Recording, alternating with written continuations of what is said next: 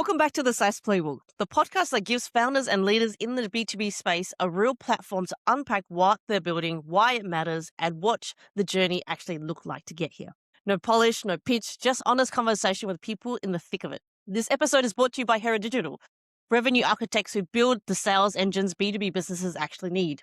From the top of the funnel all the way down to our close, head to heradigital.com.au to find out more. Today's guest has been in the digital marketing game since the late 1990s, and he'll be the first to tell you that story. He co-founded Numero Uno Web Solutions in 2012, spent 5 years figuring out the right fit, and has been running it full throttle ever since. Right now, he's deep in the shift happening across SEO, AEO, and GEO, and what it actually means for the clients trying to keep up.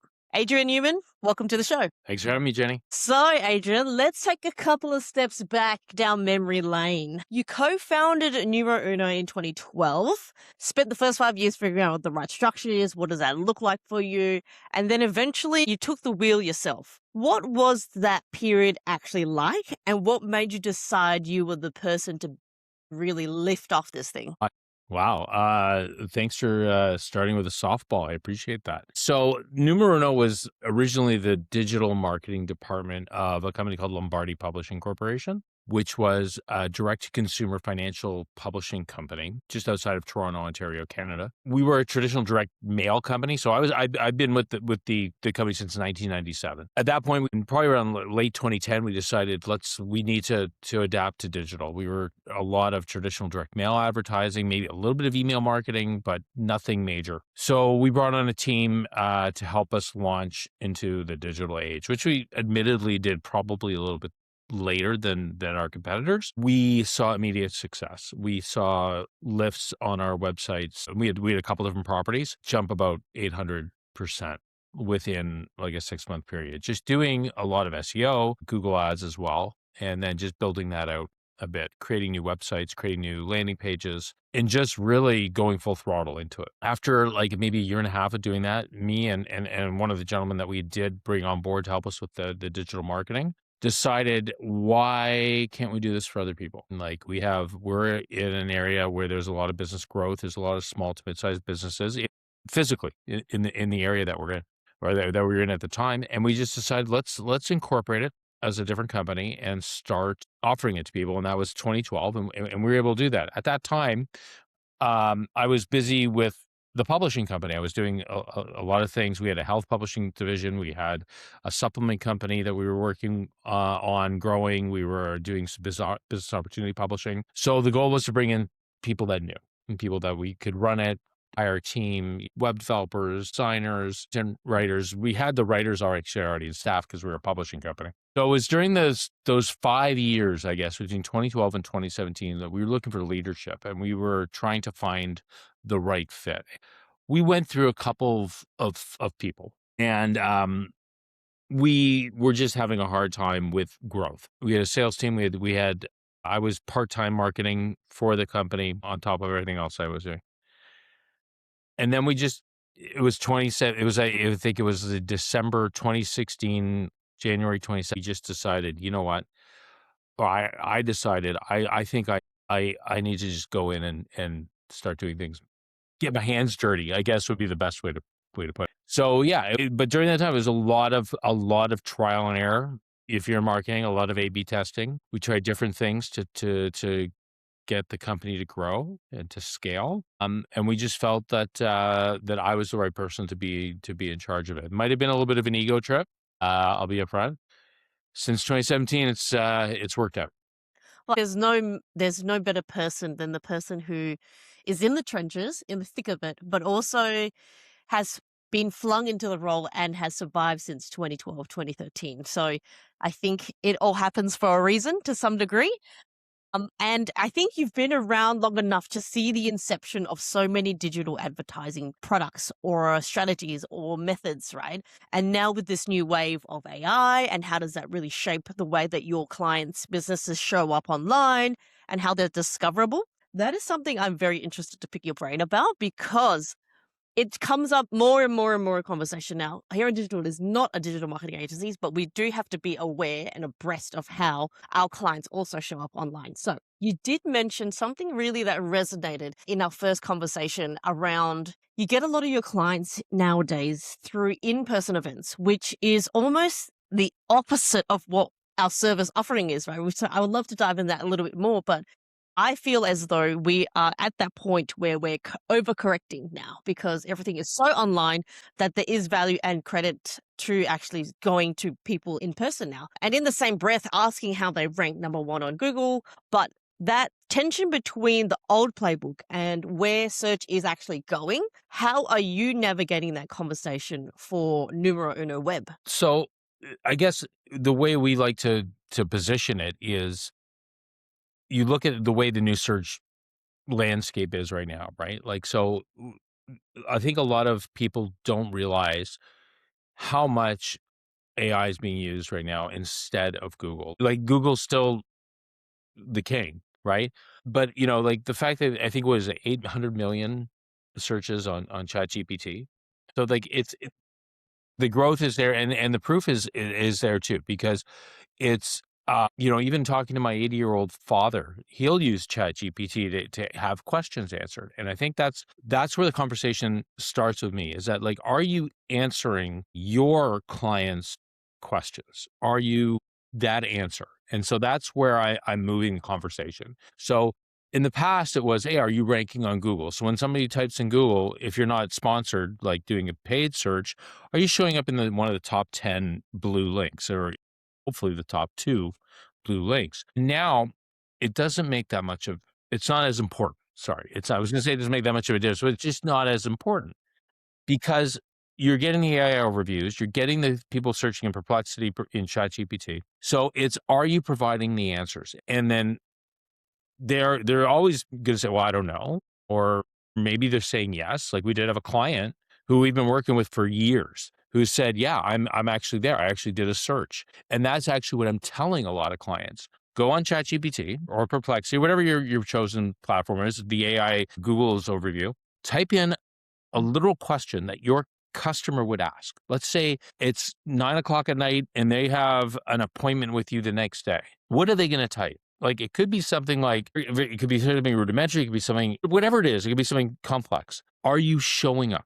And if you're not, then that's when you call me. And we then help you with your website, your social media, your Google business profile, plus any other links that you're on, whether it's Yelp, directory links, chambers of commerce, whatever it is. That's how we help you get noticed. I think businesses who aren't realizing that are quickly going to get left behind. And I guess in terms of understanding the landscape, it is almost, I feel as though, at least from my perspective, our responsibility to bring that back up to conversation, because I think when it comes to SEO, traditionally, business owners think, okay, I'm sorted. I've got my business profile. We've got great reviews. Like, we have a very strong business profile. We should be okay. It starts to go to the wayside a little bit because, like, oh, let's focus on the next project for digital marketing. Okay, what can we do to improve our website conversions, right? It does get granular, but it's just one of those things that people tend to forget about once it's done, and not necessarily revisit or reconvene again. So I think in a weird way, AI has shifted the way that businesses think about how they do show up online. And with 1 billion searches across, I think that was only ChatGPT. So imagine across all LLMs, what that number really looks like. And any business person who's been in business long enough knows that they have to go to where their customers are, right? So when we do navigate that AEO and GEO conversation, I mean, what are the key differences between AEO and GEO? Adrian, you're the pro here in that sense, but is there any difference at all? And if there is, what is the difference? Well, so AEO for me is like is answers, right? So that's like where you are providing the answer that the user is typing in, right? Like, so AEO would be targeted, short, simple answers. Like, where can I get the best coffee in Toronto, Ontario? Right.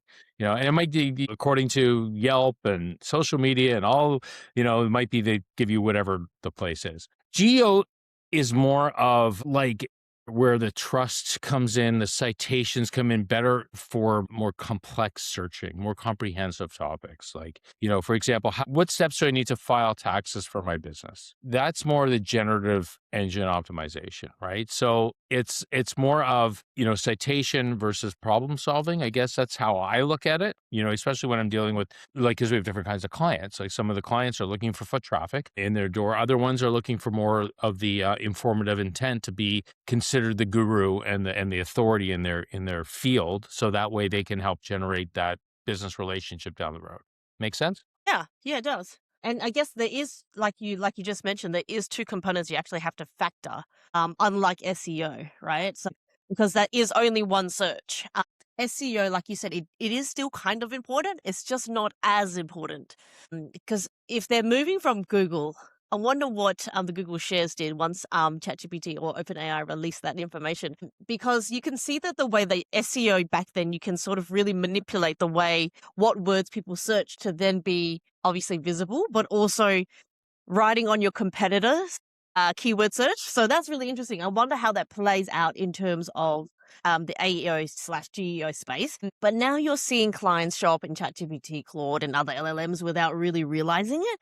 Adrian, you mentioned something again that resonated with outside of going to the personal events. There's something almost poetic, but what does that tell you about how trust actually gets built within the marketing industry today? So what I've noticed, it's more with and like I'm gonna sound like an old man, but with my demographic, maybe even a little bit younger than my demographic, is the refreshingness of the meeting in person. Okay, so I'm seeing that happen a lot. I'm seeing people say, you know what, this is really great that we get to meet, that we're interacting, and actually it's with the younger. I had a conversation today with a guy who I know is quite younger than me, and we met at a networking event. He's like, this is really refreshing that we get to meet again, because obviously since 2020, it's been, this what we're doing here has happened, which is great as well because it allows us to communicate from halfway across the world. But as far as sorry, you asking again how the personal face-to-face is changing things, or yeah. Correct. So I think it does help with the trust factor because you know that person is real. And especially now with AI generated voice calls, with AI generated video, right? It's nice to have that back and forth with somebody who is real, even though I really like what AI is doing in terms of voice and video. What I've noticed as well, and you mentioned it before with regards to doing SEO, and I'm going to say this, that like now I still use SEO when I talk about AEO or GEO, because I still think it's still about search. It's now you're searching for answers, you're searching for solutions to your problem. Back then, like before, it was algorithm based. You were always trying to say, I want to get, you're basically thinking in your head, I gotta game Google system. I gotta be on top of Google. Now it's like I gotta answer my clients' questions, right? I need to solve their problems. I need to focus on them. And that's, I think, the big shift, is because if somebody does have a problem, they want to go to somebody that they trust. They want to go to somebody who's an authority.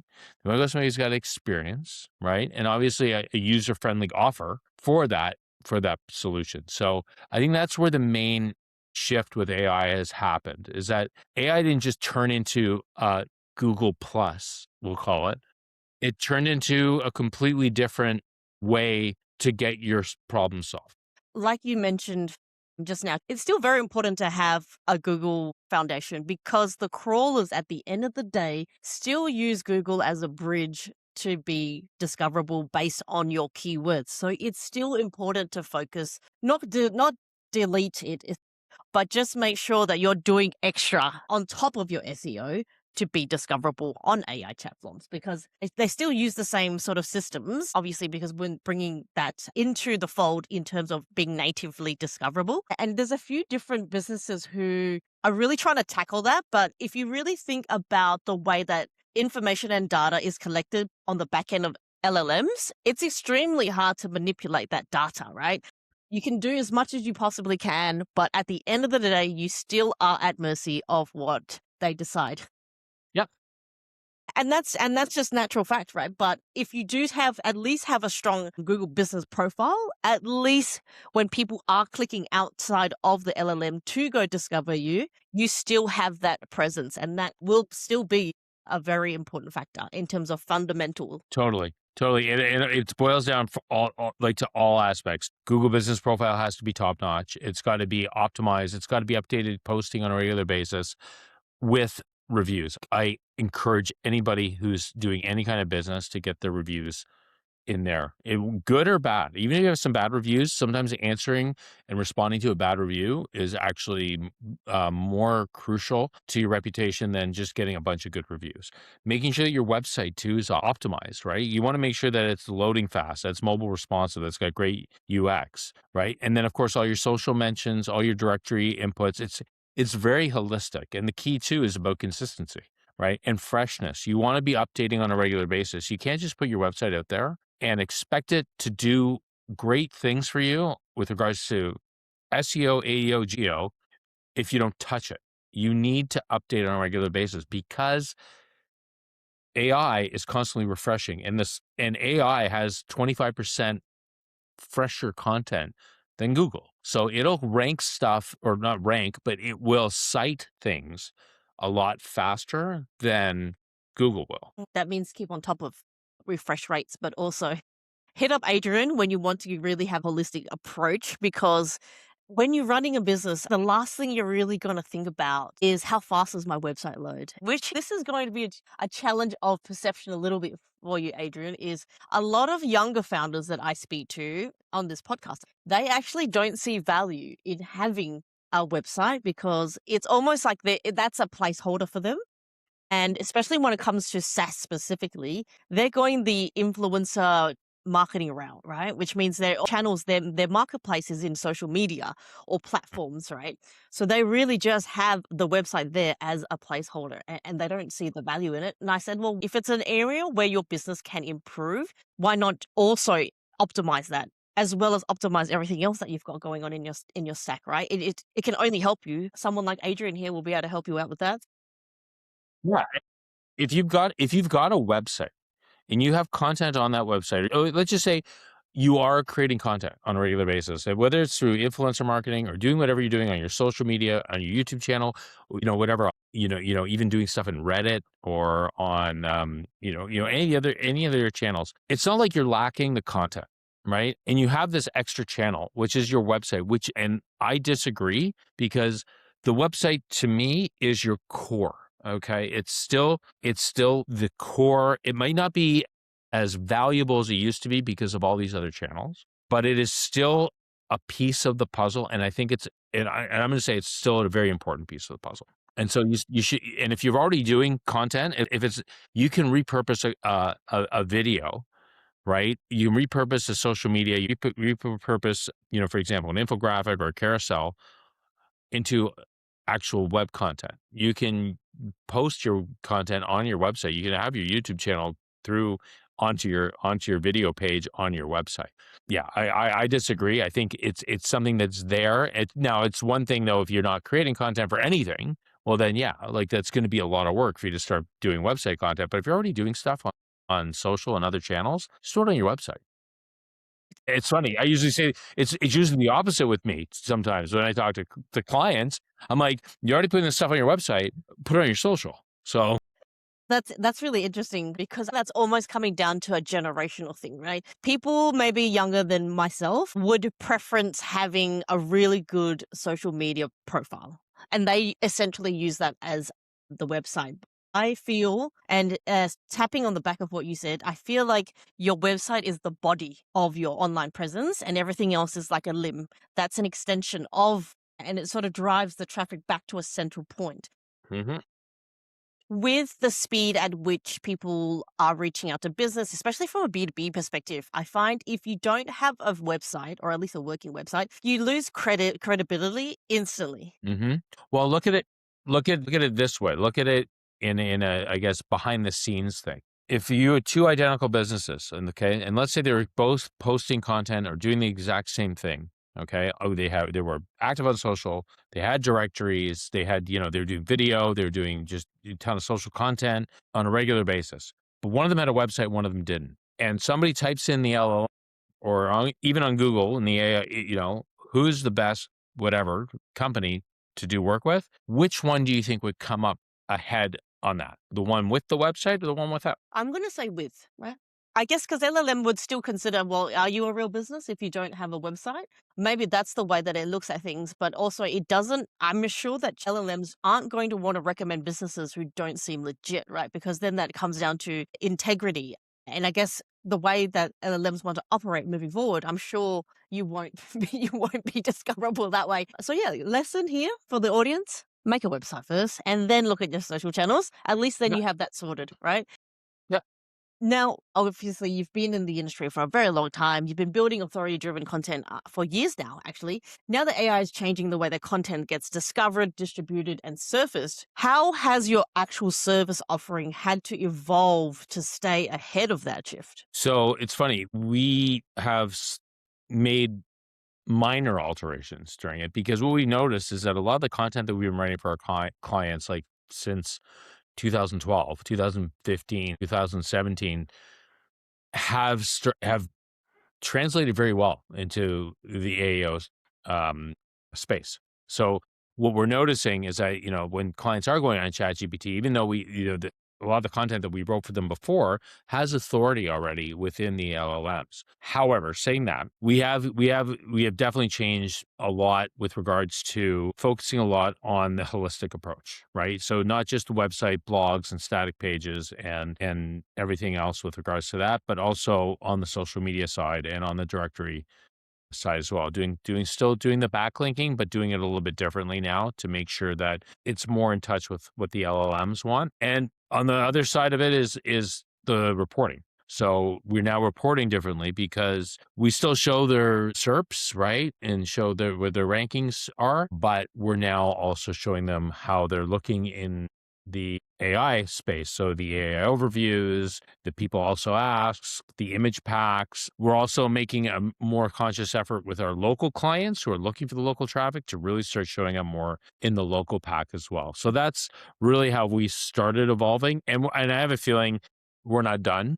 Like we're going to keep evolving. I'm pretty much guaranteed by this time next year, I'll have something completely different to say to you. It's so fast right now. Every day, Adrian, I actually have essentially an AI newsletter that tells me every day what is going on. How does hmm that actually impact B2B businesses specifically? But also, how do you stay? It sort of starts to jog your memory about how do you stay relevant as service Yeah. offerings, but as businesses as well. But I think what you do is really beautiful in the sense that you're not just you do digital marketing, but also with the focus of local businesses. And I think that's beautiful because that's essentially what digital marketing started off as. Whereas businesses who start off in digital marketing and trying to be everything to everyone all over the globe, they probably will see success, but you lose that genuinity, but you also lose that touch in that local market. And the reason why I bring this up is when I look at the local market here in Perth, Western Australia, we still are very far behind when it comes to discoverability, AI as a topic in general. You either know it or you don't know it. There's sort of no in between, right? So I think in a weird way, moving forward, regardless whether that's business, sales, marketing, we are overcorrecting and I kind of like it. I'm loving that it is correcting and we're moving away a little bit more away from AI, using it there as a tool, not so much a focus. And I think that's important to sort of mention as well. Now, you talked about the classic trap, being so focused on client delivery that your own business growth takes a back seat. And I think this is prevalent in any business in any industry. But for an agency that's been running for over a decade plus a few more years, what does building a more intentional, repeatable revenue engine really look like from the inside? Whoa. Okay. Um, I think so. It's constantly making yourself available to market your own business is one of the most important parts. Okay. I feel like, we get hired as an agency to help companies market their business, but what it all boils down to is whether it's ownership, leadership, even employees being at the forefront and being able to act as a team with regards to marketing their own business. Because like if you look at my YouTube channel, like I'm constantly posting videos. I post one video a week. I do short videos. I'm doing LinkedIn posts. Like we're doing everything to make sure that holistically we're showing up in the SERPs and in AI. So I think the thing is to be present and work on the company as far as being out there networking, putting out your own marketing stuff. Don't be afraid. Like we're all like this is 2026. We all have one of these. These are great, right? The quality of the video now and images. If you're a landscaping company, you should be doing before and after pictures. If you are a plumbing company and you come across something that's really cool, really unique, even if it's like disgusting, you know, video it, put it on social, make it turn into a blog post. It's a lot easier. A lot of business owners are too involved in their company. They're doing the actual work, but really if they just took maybe honestly 15 minutes a day to create some content that's marketable, that'll help them get on those AI search results, it will do wonders for them. I think as well, consistency is important. What I found, we did a bit of a run test with LinkedIn. We haven't really been, up until this year, we haven't focused on LinkedIn as a channel for content, which is my bad. I learned that now. But it's actually one of the fastest way to grow in terms of engagement and visibility in terms of business platforms. It is. And we've seen the results, we've ran the test, and it's free. Like if you have a chance to pitch your business, because people's attention is less and less these days, Mhm. you have to really be able to be consistent, because previously it was 7 touches before someone reaches out to you. Now it's 16. Did you know that? Nope. But I'm going to give you a tip on LinkedIn. And this is something I learned as well. And that is posting is one thing, and it's good to post. I like to post once a day on my personal LinkedIn.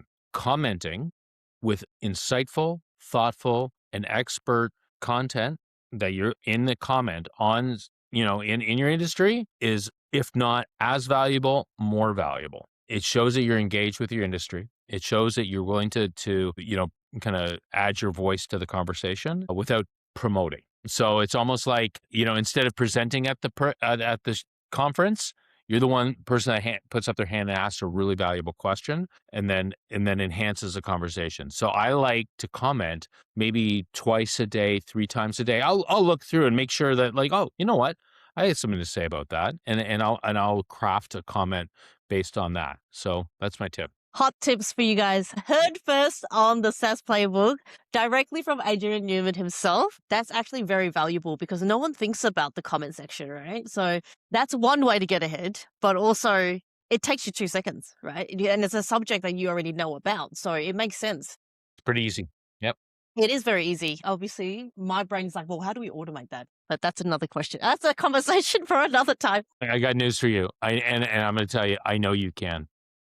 I've been chatting with some people who are doing a lot of automated outreach on LinkedIn and doing automated commenting too. So yes. One last question for you, Adrian, before we close off your episode. You've been in the game long enough. You've watched the entire channels rise, plateau, get disrupted, and now AI is doing it faster than anything before it.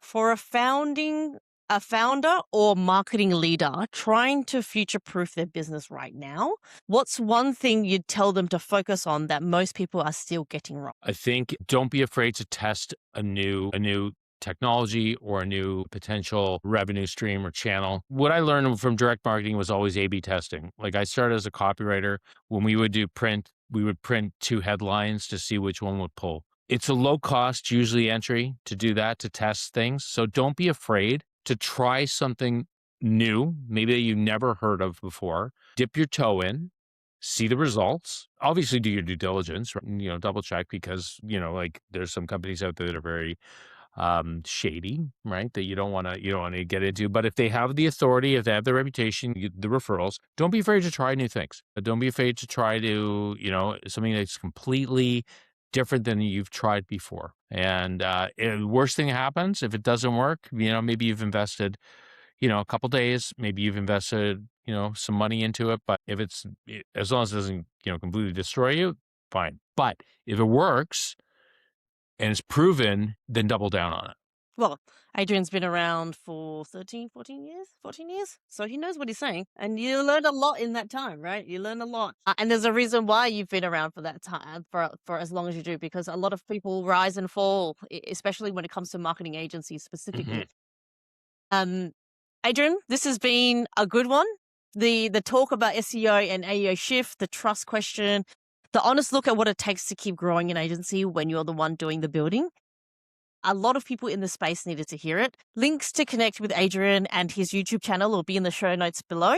But if you want to go ahead and pop over to his YouTube channel, it is Grow Your Business with SEO and Digital Marketing. Clever. I see what you've done there, actually, looking across your YouTube channel, but also the website as well. His direct links with his LinkedIn and his website will be in the show notes, and you know where to find him. In the meantime, keep building meaningfully. But Adrian, thank you for your time. Thank you, Jenny.